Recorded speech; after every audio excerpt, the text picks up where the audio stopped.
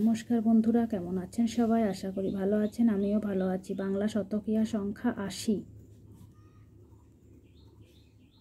৮ শূন্য ৮০ বা ৮ 10 ৮০।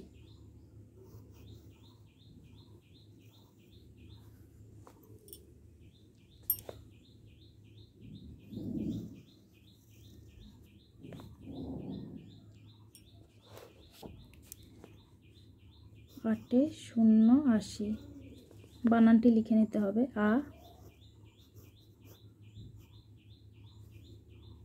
তালিবস্বয়ে হস্যইকা। তালিবস্বয়ের মাত্রা হবে না, একটু গোটা গোটা করে লেখার চেষ্টা করবেন। বাচ্চা বুঝতে পারলে অবশ্যই অন্য কেউ বোঝাতে পারবে, মানে নিজেও সুন্দর করে লিখবে। ৮ শূন্য ৮০ হবে। ৮ 11 8, বা যদি একার না দেন তাহলে এরকম ৮ লিখে এটাও হবে আর এটাও হবে, দুটোই হতে পারে। ৮ শূন্য ৮০। তালিবস্বয়ে দীর্ঘ উকার মূর্ধন্যয়ে জফলা বা ৮ 10 ৮০।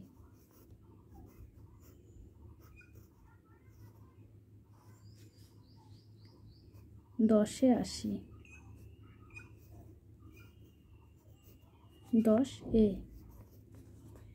৮ 10 80। যদি ভিডিওটি ভালো লেগে থাকে অবশ্যই একটি লাইক করবেন।